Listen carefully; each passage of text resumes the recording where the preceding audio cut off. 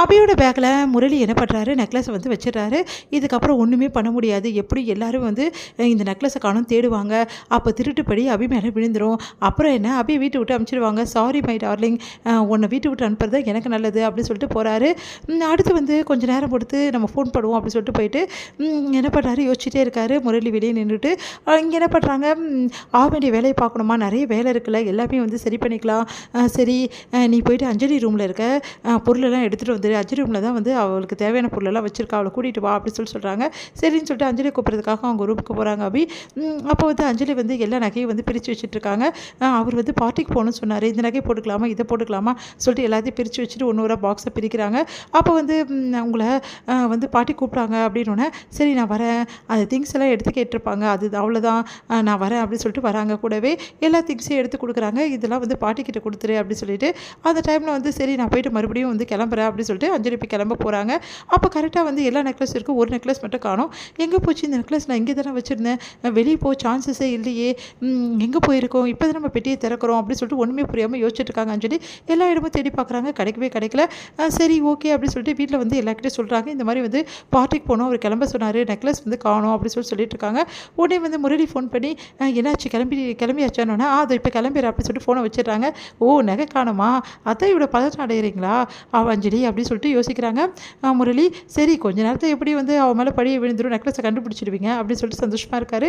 இங்கே வந்து எல்லா இடமும் தேடி பார்க்குறாங்க, ஆனால் கிடைக்கல. உடனே வந்து எல்லாம் இவ தான் வந்து எடுத்திருப்பா அப்படின்னு சொல்லிட்டு அவங்க சித்தி சொல்கிறாங்க.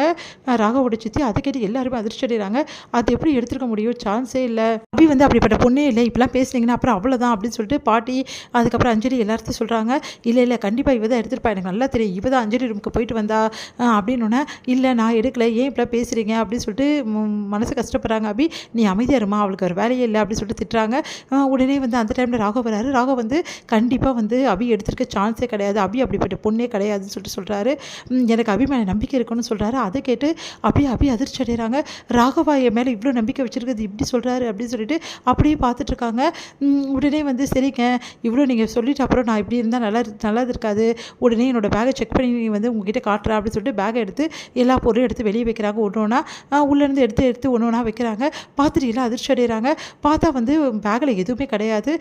பார்த்தீங்களா என் பேக்கில் என்ன இருக்குது, எதுவுமே இல்லை, உங்கள் பொருளை எடுத்து தான் நான் எங்கே எடுத்து ஒழிக்க வச்சுருக்க போகிறேன், என் பேக்கில் தானே ஒழிக்க வச்சுருப்பேன், பாருங்கள் எதுவுமே இல்லை, இப்போ புரியுதா அப்படின்னோடனே பார்த்தீங்களா சித்தி இப்படி பண்ணிட்டீங்களா சித்தின்னு சொல்லிட்டு எல்லாருமே வந்து வருத்தப்படுறாங்க. அவங்க சித்தியை நான் உங்கள் நல்லதுக்காக தானே பண்ணேன் அப்படின்னு சொல்கிறாங்க. சரி அப்போது இவகிட்ட இல்லை நெக்லஸ் எங்கே போயிருக்கோம் அப்படின்னு சொல்லிட்டு தேடுறாங்க. பார்த்தா நாய் வந்து என்ன பண்ணுறேன், அங்கே இருக்க டாக் வந்து வாயிலே வந்து கவிட்டு வருது. அதை பார்த்துட்டு நீ தான் எடுத்தியா, அம்மா நல்ல காலம், பைரவ ரூபத்தில் வந்து நீ காப்பாற்றிட்ட, இல்லைனா என் மேலே தான் பழி விழுந்திருக்கோம் அப்படின்னு சொல்லிட்டு அபி வந்து அந்த நாயை கொஞ்சிறாங்க. பரவாயில்லையே இப்போல்லாம் வந்து உன்னை பார்த்து குலைக்கவே மாட்டேங்குதே அப்படின்னு சொல்லிட்டு எல்லாரும் சொல்கிறாங்க. ஆமாம் இப்போ என்கிட்ட பெட் ஆகிடுச்சு அப்படின்னு சொல்லிட்டு சந்தோஷப்படுறாங்க. அடுத்து வந்து இங்கே என்ன பண்ணுறாங்கன்னா, இப்போது புரியுதா அபி யாருன்னு சொல்லிட்டு உங்கள் எல்லாருக்கும் அப்படின்னு சொல்லிட்டு சொல்கிறாங்க. சாரிம்மா அபி, அவளுக்காக நான் மன்னிப்பு கேட்குறேன், பாட்டி மன்னிப்பு கேட்குறாங்க. பரவாயில்ல இருக்கட்டும், இதெல்லாம் ஒரு பெரிய விஷயமே இல்லை, எப்படியோ நகை கிடச்சிச்சுல, அதே மாதிரி நீங்கள் எல்லோரும் என் மேலே எவ்வளோ நம்பிக்கை வச்சுருக்கீங்கன்னு தெரிஞ்சிச்சு அப்படின்னு அபி வந்து ராகவை பார்த்து சொல்லிவிட்டு அப்படியே கிளம்புறாங்க. ரொம்ப சந்தோஷமாக வீட்டுக்கு வராங்க. வீட்டுக்கு வந்தோன்னே எல்லாரும் கிட்டேயும் எல்லா விஷயத்தையும் சொல்கிறாங்க. எல்லாரும் அதிர்ச்சி அடைகிறாங்க. உடனே வந்து அந்த டைமில் முரளி இதை கேட்டுட்டு பயங்கரமாக அதிர்ச்சி அடைகிறாரு. இப்படி நடந்து போச்சு, எல்லாம் அந்த நாயை சொல்லணும், அதுதான் இந்த வேலையை பண்ணியிருக்கு அப்படின்னு சொல்லிட்டு செமையாக டென்ஷன் ஆகிடுறாரு. இதோட முடியுது.